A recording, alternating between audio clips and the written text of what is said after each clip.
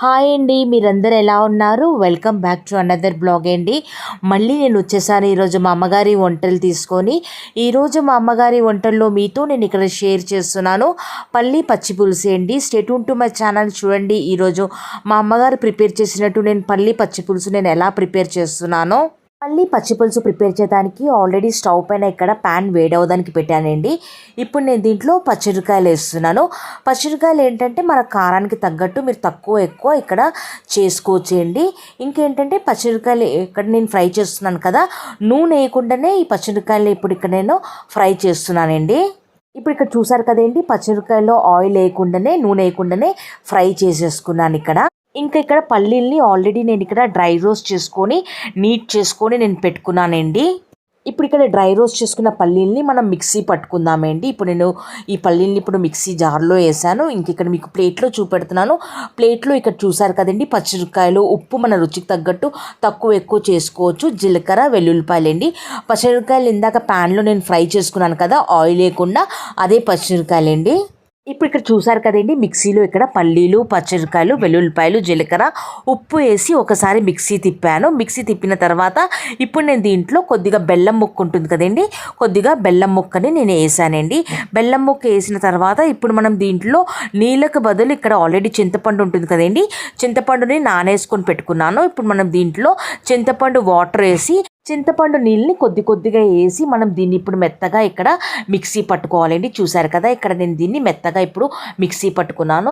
ఇప్పుడు నేను దీన్ని సపరేట్ ప్యాన్లో తీసుకున్నాను. తీసుకున్న తర్వాత ఇప్పుడు నేను దీంట్లో ఏంటంటే కొద్దిగా చింతపండు పులుసు ఇంకా కొన్ని వాటర్ వేసి పచ్చి పులుసుకు తగ్గట్టు నేను అడ్జస్ట్ చేసుకుంటున్నానండి.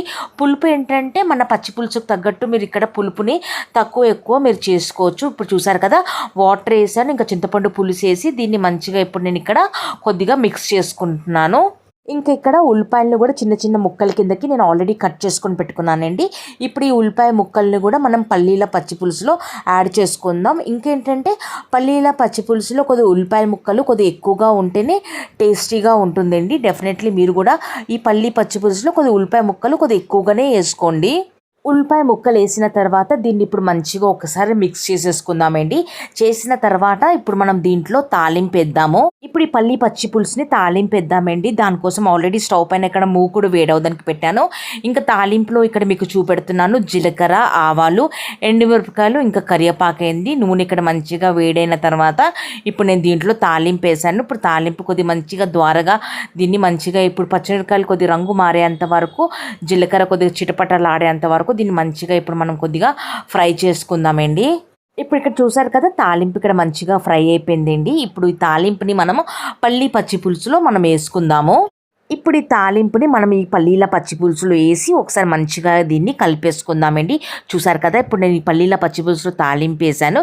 వేసిన తర్వాత ఒకసారి మంచిగా ఇక్కడ నేను కలిపేసుకున్నానండి. ఈ పల్లీల పచ్చి పులుసు ఉంది కదండి, వేడివేడి అన్నంతో ఇంకేంటంటే రాగి సంగటితో అయితే చాలా టేస్టీగా ఉంటుంది.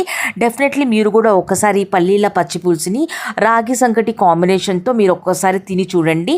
మేమైతే ఈరోజు మా లంచ్లో అయితే రాగి సంగటి ఇంకా పల్లీల పచ్చి పులుసు అండి. రాగి సంగటి రెసిపీ కూడా నేను ఆల్రెడీ ఈ ఛానల్లో నేను అప్లోడ్ చేసి పెట్టానండి. డిస్క్రిప్షన్లో నేను లింక్ ఇస్తాను, మీరు వెళ్ళి చెక్ చేయొచ్చండి. ఇదేనండి ఈరోజు మీతో నేను ఇక్కడ షేర్ చేశాను పల్లీల పచ్చి పులుసు. ఒకవేళ మీకు ఈ పల్లీల పచ్చి పులుసు రెసిపీ మీకు మంచిగా అనిపిస్తే ఫర్దర్గా మీ ఫ్యామిలీ ఇంకా మీ ఫ్రెండ్స్కి మీరు షేర్ చేయండి. ఇంకా ప్లీజ్ కొత్త వాళ్ళైతే నా ఛానల్కి సబ్స్క్రైబ్ చేసుకోవడం మర్చిపోద్దండి. Please do like, share and subscribe to my YouTube channel. సరేనండి, మళ్ళీ కలుద్దాం మనం లాంగ్ వీడియోలో ఇంకా మినీ బ్లాగ్లో. థ్యాంక్ యూ వెరీ మచ్ మీ సపోర్ట్ కోసం అండి. Thank you once again.